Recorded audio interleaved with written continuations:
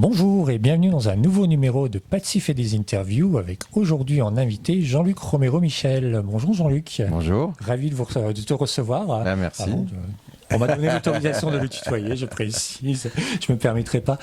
Pour parler de ton nouveau livre Le Serment de Berne, sous-titré De la mort solitaire à la mort solidaire. Parlons du titre tout d'abord, Le Serment de Berne. C'est un serment que tu as fait à Alain Koch sur son lit de mort. C'est la promesse de mener ce combat jusqu'au bout, c'est ça hein? Oui, donc c'est un combat que je mène depuis 2 décennies. Et Alain Koch, qui était un personnage assez incroyable, à la fois drôle, très militant, qui pouvait être aussi très dur, avait lui fait de sa vie un combat. C'était une personne en situation de handicap. Il avait fait des tours du monde, des tours d'Europe en fauteuil roulant pour mobiliser sur la situation des personnes de handicap. Et puis malheureusement, il a une maladie orpheline qui le cloue dans son lit, mais là ne pouvant plus faire aucun geste de la vie active et d'une souffrance terrible. Et donc il a porté ce combat, il a demandé au président de la République le droit de mourir, qui lui a évidemment pas été accordé vu la législation actuelle. Et c'est vrai que je lui ai dit que, parce que bon, je commence aussi à fatiguer dans ce combat, ça fait longtemps que je le mène, oui. Il m'a dit mais il faut que tu le continues jusqu'au bout, jusqu'au moment où on ait une loi, et donc je lui ai promis, et d'où ce serment de Berne. Tu mènes ce combat depuis longtemps, que c'est parfois fatigant. On a envie parfois de baisser les bras ou pas du tout? Oui, on a envie. Moi, j'ai plusieurs combats, la lutte contre le sida, les questions d'égalité, et évidemment la question de la fin de vie. C'est pas toujours des questions très drôles non plus. Oui, et il y a des moments, en plus, on est fatigué parce qu'on a l'impression d'être un tout petit caillou qui fait avancer un petit truc, et dès qu'un petit truc avance, il y en a un autre qui recule, et que c'est un combat permanent. Moi, je pense que je suis un militant dans l'âme, puisque je l'ai toujours été. Donc, j'irai jusqu'au bout de ce combat. En même temps, j'ai aussi envie de profiter un peu de la vie, et je sais que dans les années qui viennent, j'ai quand même un peu l'intention de quand même un peu lever le pied. C'est un livre dans lequel il parle surtout de la loi pour le droit à mourir dans la dignité. Pour les gens qui ne connaissent pas, est-ce que tu peux nous parler un petit peu de cette loi? La loi qui est actuellement évidemment une loi qui ne me satisfait pas, puisque c'est une loi qui a été faite par des médecins pour des médecins, et qui médicalise la mort, alors que notre mort c'est d'abord quelque chose d'éthique, c'est une affaire citoyenne, et la personne qui est dans le lit, en fait, c'est pas vraiment elle qui décide. Et moi je souhaite qu'on change de logique, c'est-à-dire que la personne qui décide, c'est celle qui est en train de mourir. Après ça, elle peut avoir des personnes de confiance, etc., oui, qui parlent en son nom. Mais en tout cas, ça doit partir de ça. Et donc, les lois actuelles, elles ont surtout été faites pour protéger les médecins, et tant mieux, quand ils accompagnent, quand ils font un certain nombre de choses. Elle a beaucoup pensé à eux, mais pour moi, elle n'a pas pensé à la personne qui est la plus importante, c'est-à-dire celle qui est en fin de vie. Il y a eu 3 lois Leonetti, en fait, depuis, ça fait 20 ans que ça dure, cette affaire, ce qui prouve que le sujet n'est jamais clos et que les lois ne sont pas les bonnes, puisqu'on parle d'en faire une nouvelle maintenant. Il faut avoir une loi qui permette d'un côté l'accès universel aux soins palliatifs. À un moment, on voit bien que les soins palliatifs ne sont pas suffisants et qu'il faut permettre qu'il y ait un soin ultime, c'est-à-dire qu'on vous injecte un produit qui vous permette de vous endormir sans souffrance et entouré des vôtres. Et c'est d'ailleurs pour ça que j'ai appelé mon livre De la mort solitaire à la mort solidaire, parce qu'aujourd'hui, on meurt seul la plupart du temps. 70% des gens meurent à l'hôpital, tandis que ces morts qui sont choisis, vous êtes accompagné. Tu disais que la loi a été faite pour les médecins, par les médecins, sachant que tu expliques bien que les dirigeants ne représentent pas le personnel sur le terrain.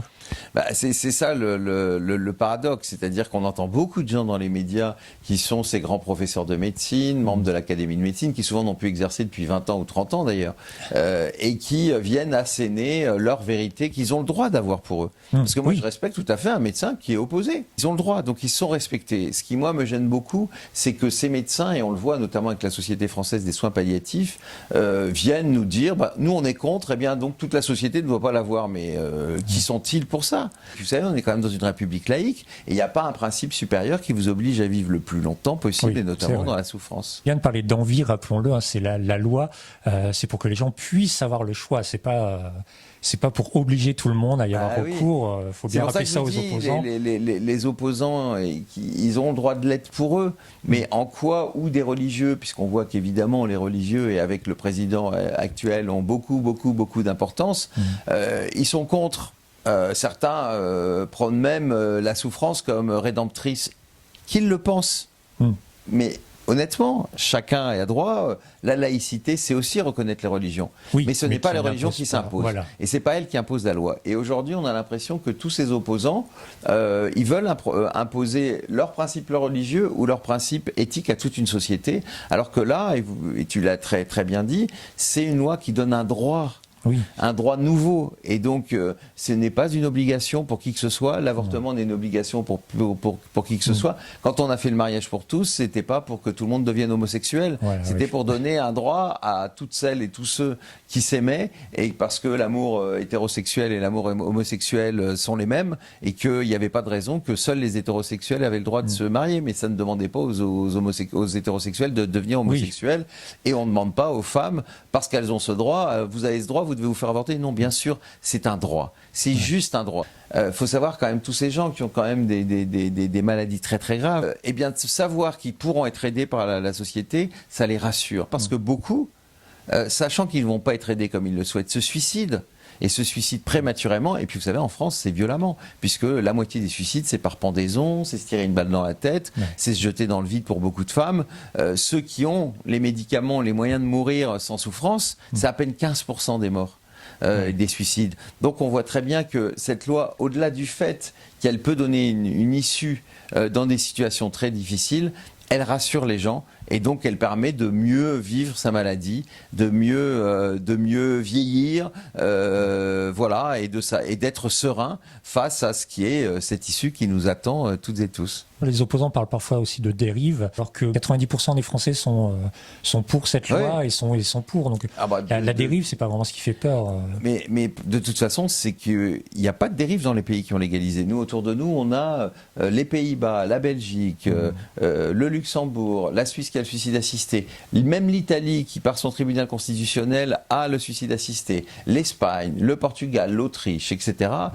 Bon, dans ces pays-là, il n'y a pas de dérive. Il y a parfois des gens qui ne respectent pas la loi, mais c'est comme partout. Voilà, il y a des sanctions. C'est pour ça qu'il y a des tribunaux, qu'il y a la police, etc. Mais globalement, aux Pays-Bas, tous les ans, il y a à peu près une dizaine d'affaires de médecins c'est souvent des médecins, qui n'ont pas respecté la procédure. Alors souvent, c'est pour des petites choses qu'ils n'ont pas faites. Mais il y a une procédure, on la respecte. Et donc, quand il y a des règles, ça protège le plus faible. Et en l'occurrence, c'est la personne qui meurt. Nous, dans notre pays, c'est ici qu'il y a des dérives. 0,8% des morts le sont par un produit létal. Et un produit létal, c'est interdit. Et seulement 0,2% des gens l'ont demandé. Donc ça veut dire qu'il y a des gens qui sont aidés et qui n'ont rien demandé. Alors moi je dis bravo et merci aux médecins qui ont eu le courage d'aider quelqu'un qui le demande, mais pour les autres, est-ce que c'est normal qu'un médecin décide de la vie et de la mort de son patient ? Je trouve ça très dangereux, et c'est en France. Et c'est ça qui est fou, c'est qu'on nous parle de dérives dans les autres pays. Non, c'est nous qui partons, malheureusement, qui n'avons pas d'autre choix que d'aller en Belgique, ou d'aller, comme Alain Koch l'a fait à Berne, dans une association d'ailleurs fantastique. Et c'est très cher en plus d'aller à l'étranger, c'est pas donné. C'est très cher, c'est entre 10 et 15 000 euros.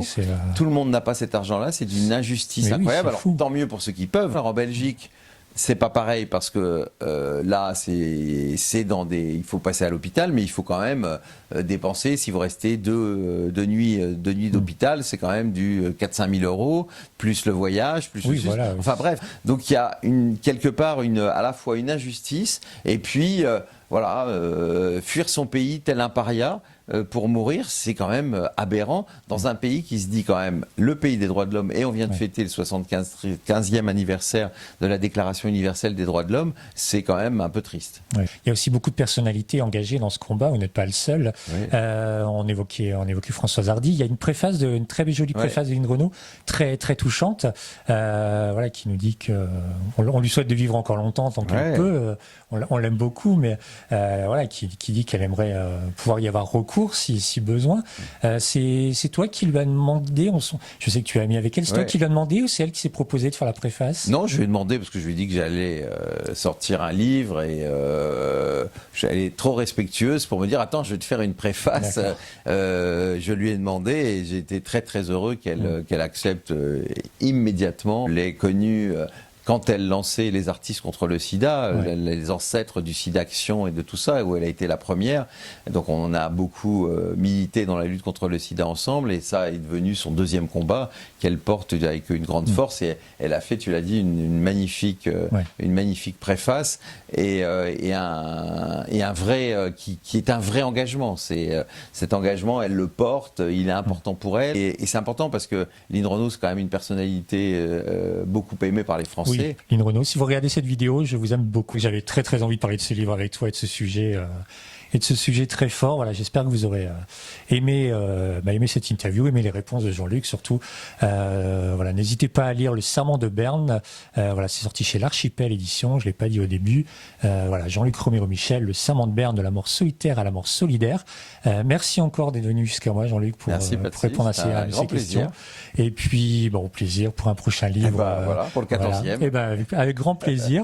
Voilà, nous, on se retrouve très prochainement avec un nouvel invité, un nouveau sujet. Et puis, d'ici là, comme d'habitude, n'oubliez pas de lire, c'est important. Bonne journée et au revoir.